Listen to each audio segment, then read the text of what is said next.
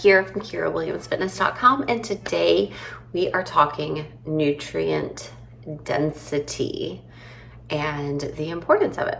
And I know you guys are all here because you want to lose fat, you want to look good, you want to feel good, and of course we're going to talk about health, but it all goes back to those things too. So you can want to be healthy and you can focus on your health, and you can also want to lose fat and look good and feel good.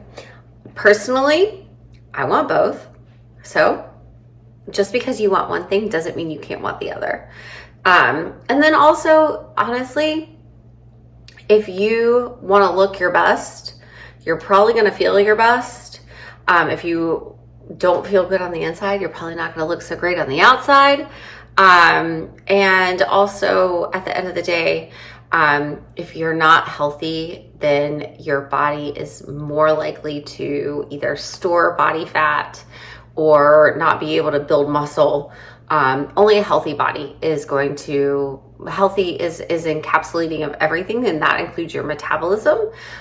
So if your metabolism is not in a good spot, then building muscle, losing fat is going to be not just an uphill battle, but it's like an up mountain or like up a cliff battle. So your health is vitally important to you being able to achieve the other goals. So let's talk about them both. So we are going to really be focusing on nutrient density today. What is nutrient density? It means most of your food, most of your calories are coming from nutrient-rich sources. So a nutrient-rich source would be blueberries. It's got vitamins and minerals and antioxidants and not a lot of calories.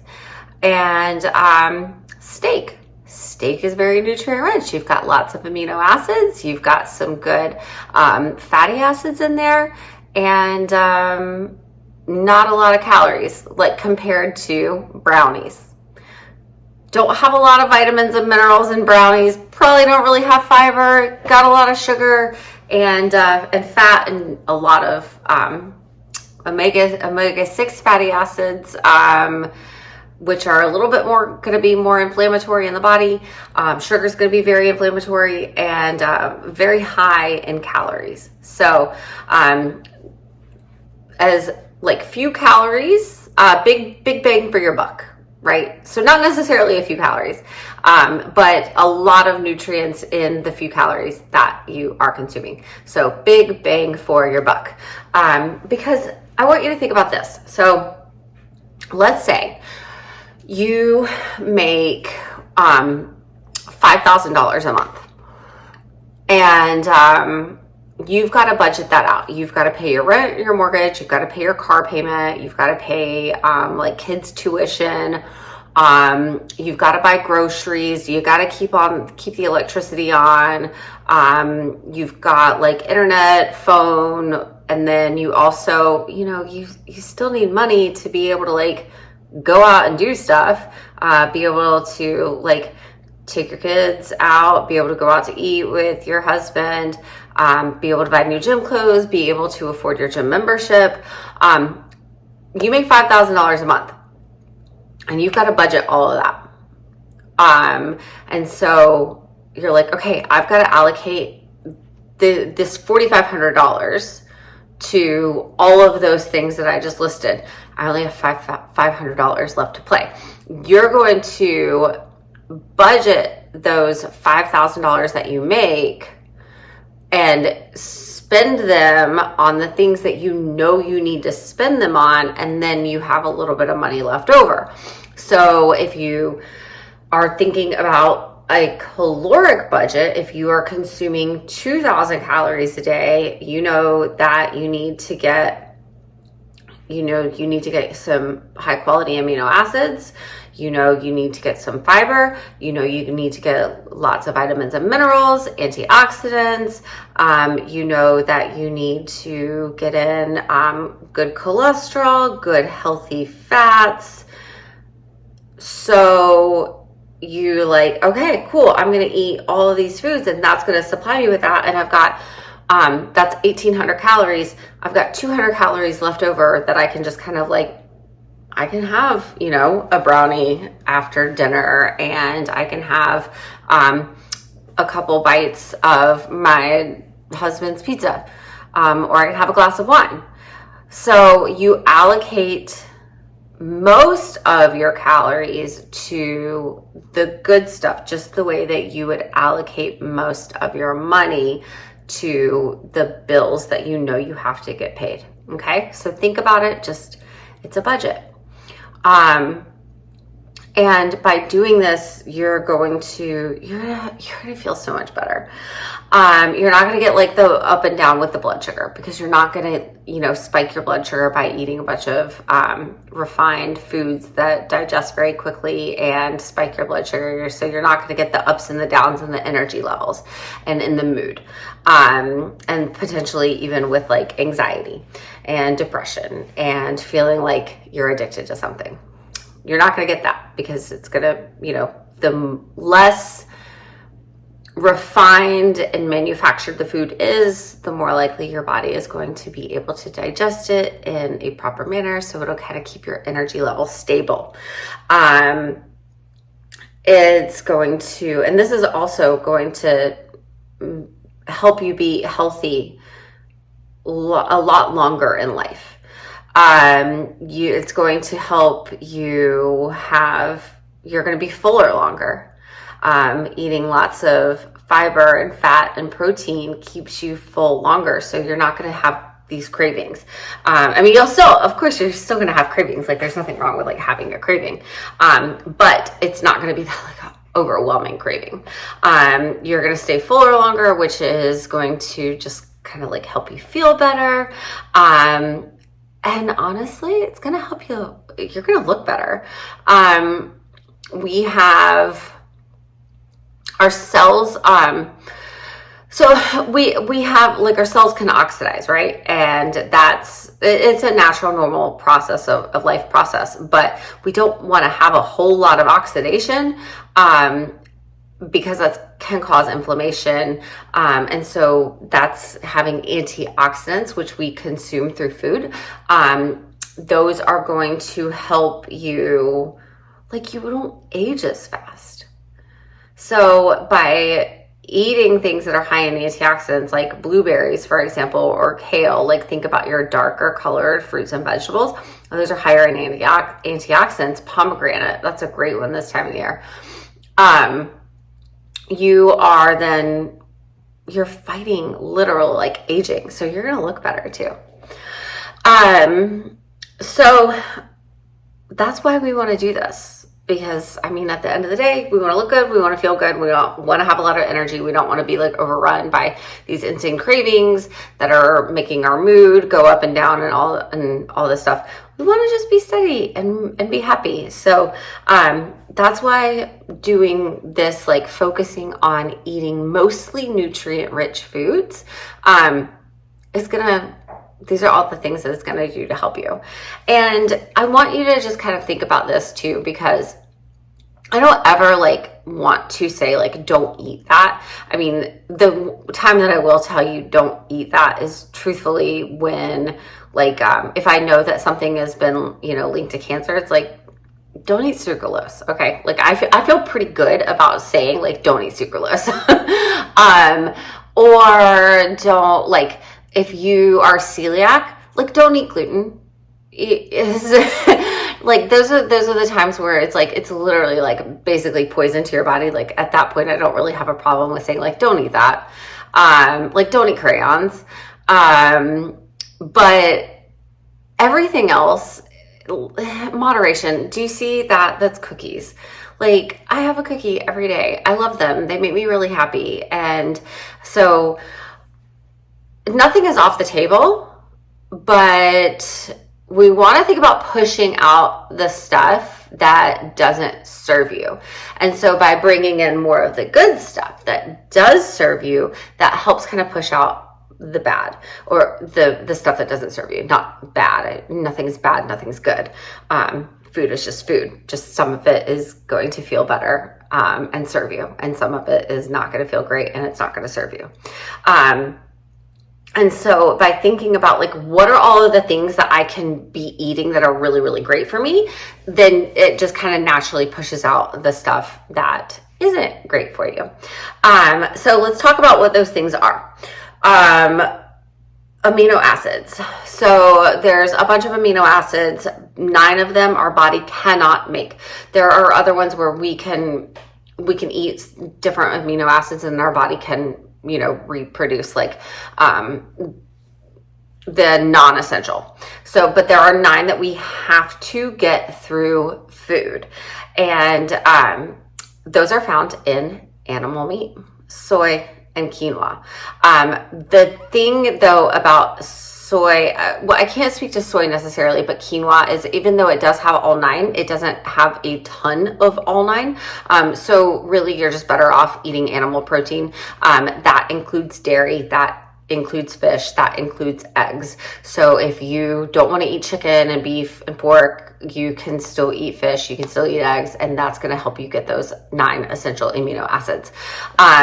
So amino acids, we want to make sure that we're getting plenty of those and getting them through different kinds of meat, because even though like chicken and turkey all have all 9 amino acids, you're going to get different amounts from different cuts, as well as like, chicken and turkey might have more of one amino acid than like pork does, for example. And so we want to make sure that we're getting all of our essential amino acids. So if you are eating complete proteins, that does not include collagen. Collagen is not a complete protein. A complete protein has all 9 essential amino acids. You need to get that through meat, fish, eggs, dairy. Okay. So those are your essential amino acids. Okay. So eat that, however many times a day you eat, get your protein up at least 100 grams a day. You're going to be good to go. Also by like 100 grams a day, like at least 100 grams a day. Okay. All right. And then we've got our fatty acids. We have the essential fatty acids. So we have to consume them through food. We need to get omega-3 fatty acids through food. Really great sources. Yes, flax seeds and walnuts, but your body has to convert the APA to the EPA and DHA. So like, honestly, just eat fish twice a week. Okay. Fatty fish, or take fish oil or cod liver oil. Those are going to be really great resources of omega-3 fatty acids. That's also going to help lower inflammation in the body. Also, grass-fed butter, grass-fed beef, you can get some omega-3 fatty acids through those as well. So grass-fed butter, that includes ghee as well. And then cholesterol. Our body actually needs cholesterol. Cholesterol is part of, like, we've got, our cell walls, and we want them nice and strong so the bad stuff doesn't get in and the good stuff doesn't get out. And what's part of that structure? Cholesterol. So we actually do need to consume some cholesterol. Eat some egg yolks. Egg yolks a couple times a week. Going to be really, really good for you. So those, and then fat sources. We want some polyunsaturated. So we're going to look at olive oil, avocado oil, actual olives, actual avocados for those. Some polyunsaturated fatty acids are good. So that's the omega-3 fatty acids. Those are polyunsaturated. Those are really, really good for us. The omega-6 fatty acids, not inherently bad for us. That's going to be like walnuts, like nuts, and most nuts and seeds are omega-6 fatty acids. And at room temperature, those are A-okay. Now, once they get heated, they can become very toxic in the body. And so that's going to be where we look at like our soybean oil, our canola oil, and like the PUFAs. Well, PUFAs, like having like some nuts and getting some PUFAs through nuts or seeds is like sunflower seeds, sunflower seed oil. If that's like the base of your dressing that's going on a salad, then that's gonna be not so bad in the body. But when we have like tons of omega-6 and we're heating them up, then we're creating more inflammation in the body, and that's not so great. So having some polyunsaturated fatty acids are actually good for us. It's just very nuanced. And then our saturated fat is also really great for us as well. It can be really, really, really great for the nervous system, bringing you into that rest and digest mode. It keep you really full. But again, we want to look at the quality. We want to, be eating tallow from happy cows, lard from happy pigs. Duck fat's another really, really good one. If you cook bacon, hold on to your bacon grease, baby. It's good. Everything in moderation, right? So those are going to be our fatty acids. And then, coconut oil as well. We also, when it comes to coconut oil and avocado oil, we want to get unrefined because that's going to be less processed. I will say this, if you get the unrefined coconut oil, it is going to have impart more of a coconut flavor. So just be mindful of that. Having that in like oatmeal or in a baked good is probably going to be fine. But if you're cooking your chicken, in coconut oil, you probably don't want your chicken to taste like coconut. So just be mindful of that. And then we want to look at so this is going to be like our protein and our fats. Now we want to look at our carbs. Fiber is really, really good for us. It helps keep the colon happy, reduces risk of cancer, and helps us poop every day, which is really important because we have used up hormones we need to get rid of and other toxins in our body that we need to excrete through urine and feces. So we want to work on keeping our fiber at 25 grams a day for most people. For some, it's going to be more, but that's generally rule of thumb is about 25 grams a day. And then our prebiotic fiber, which is going to help feed those bacteria in our belly. And then also having probiotics in our diet as well, which contributes to the amount of that good bacteria in our belly. So tossing a little bit of sauerkraut onto a salad or something, or having kimchi, Greek yogurt, those fermented foods, kombucha is another one. That's going to it's going to create more of that good bacteria. And then our prebiotic fiber is going to help feed the bacteria so they're happy and healthy, and that will support our digestive system as well as our immune system too. I'm looking at my notes. What else? Antioxidants, vitamins, minerals. Most of these are going to be found through plants. And everybody's different when it comes to our plants. Some people don't really do great with grains.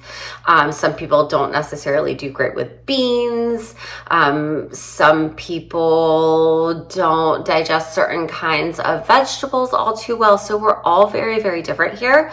Maybe you're like me and you have histamine issues and eating eggplant every day isn't really on the table. That's okay. Work with the ones that you can consume. Also, I'll get to this in a second actually, but yes, so vitamins, minerals, so important for the body, and minerals come from the earth. So when you eat plants that are grown in happy, healthy soil, then you are going to then get more of those minerals from them, from the soil. So unfortunately, mass farming is, they're not treating the soil very nicely, and the soil is getting depleted. And so there's fewer vitamins and minerals in the plants that we consume these days than there were 40 years ago. It sucks.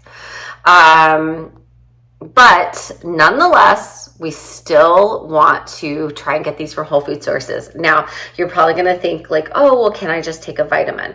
There are cofactors and things that get absorbed better together. And when we eat food that comes in nature, these vitamins are already together. And so by just taking like a random vitamin or a multivitamin, you might not be getting all of the things that need to be taken together or consumed together or digested together. So that way your uptake isn't as efficient as it could be. But in nature, they're always just kind of found together in nature. And so by consuming them from whole food sources first, we're giving our body the best chance of being able to absorb all of those nutrients. More on that in a different podcast. But let's talk about how we can do this stuff.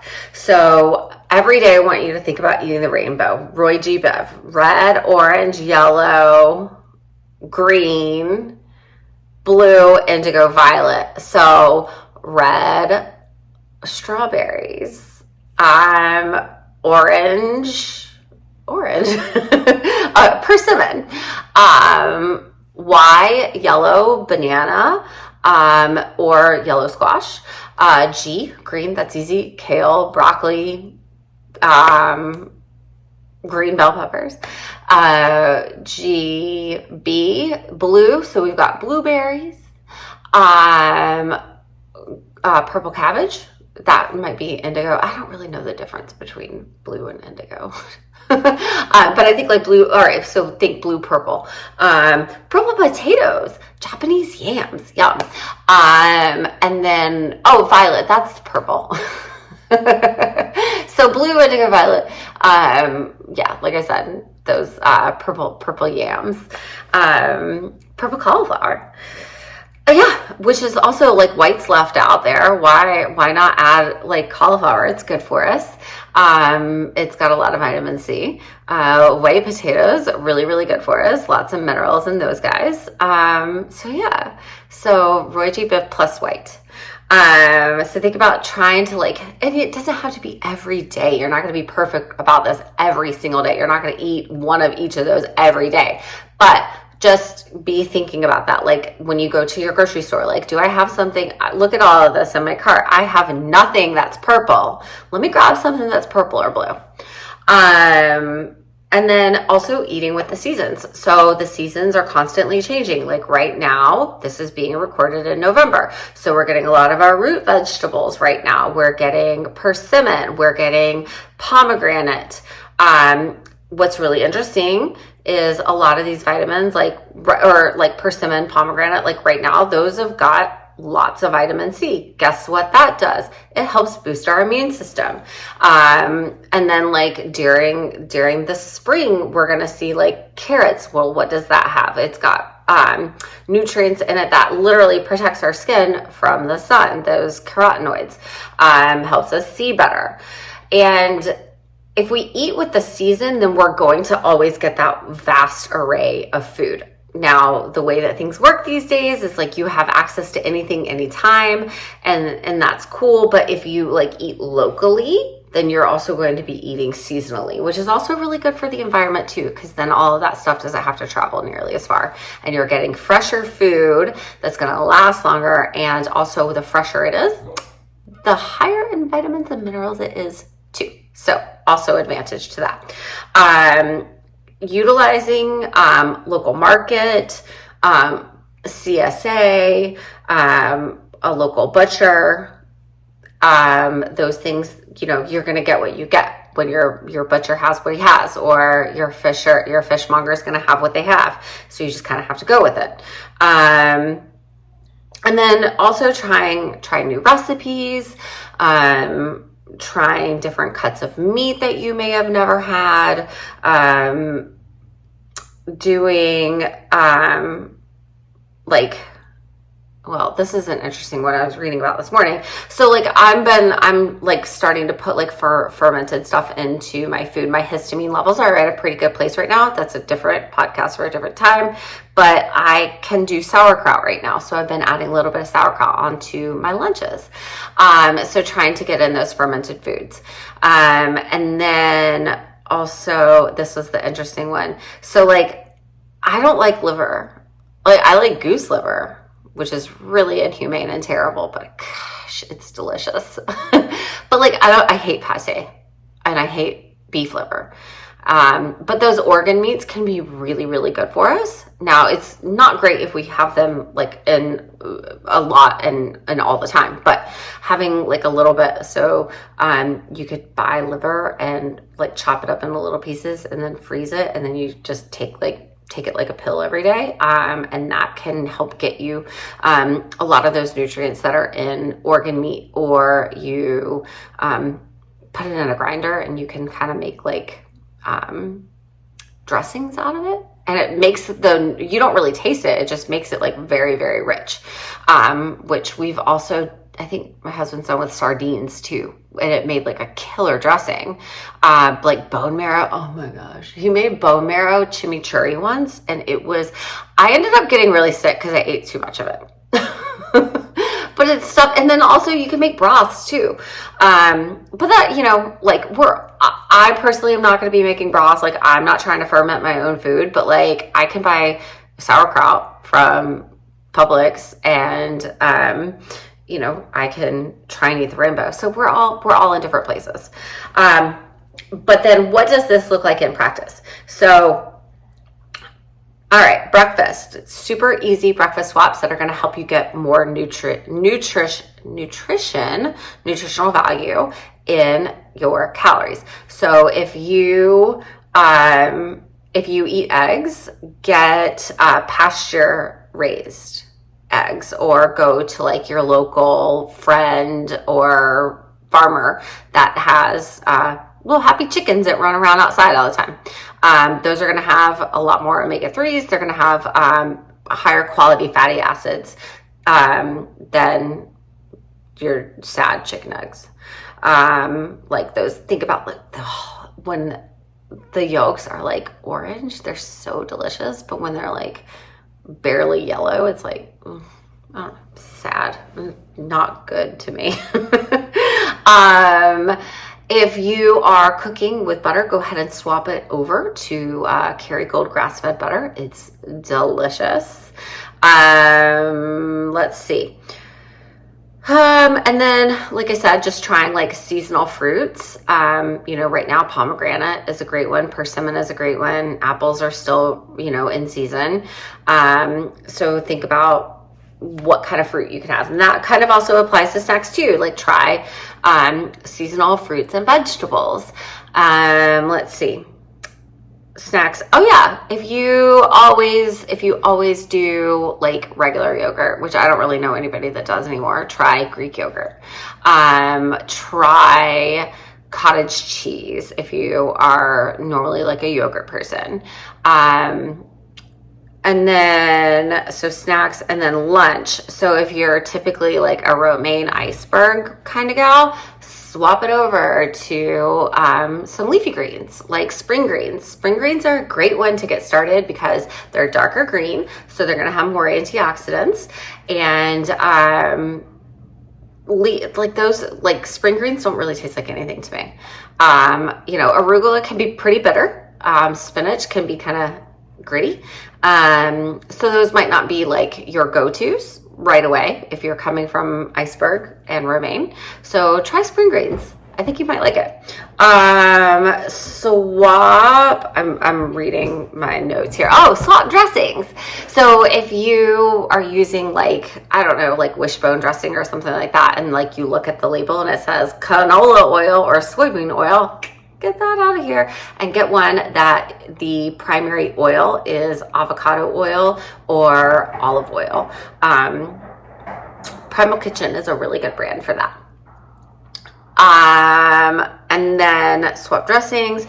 Oh, if you're a bread person, swap it over to whole grain bread, or actually cook some grains. Cooking farro, buckwheat, bulgur, different kinds of grains are really awesome, and you can batch cook them and then toss them into your salad, and they are delicious. Or you can roast some potatoes and put those onto your salad. That's really, really good too. Adding sauerkraut, or like if you like to pickle things, doing pickled vegetables can be really, really great too. Kimchi as well. And dinners, try different meats, try different cuts of meats. If you're always a chicken breast person, try some chicken thighs. If you're always like eating, chicken and turkey, try doing pork tenderloin or pork loin, or steak sometimes. Different meats, incorporate different fish into your diet. Shellfish too, those are really great. Oh, taters. Like, what does that say? Yeah, try different kinds of potatoes. There's boniatos. There's going to be like the little red skin potato. I guess they're probably like that. And sometimes you can do a baked potato. Sometimes you can do a sweet potato. Sometimes you can do a Japanese yam. Do different kinds of squash. Squash is in season right now, and that's going to provide a lot of different nutrients that you wouldn't get through other vegetables too. So just start mixing things up and enjoy how amazing you feel when you do it. So, and just try one little thing at a time. You don't have to do it all at once. That's going to be really overwhelming. Just do, one thing and tackle one new habit, and let it ride for a couple weeks until you're just like, oh yeah, I don't really even think of it anymore. And then bring in another new habit, and then layer in another one.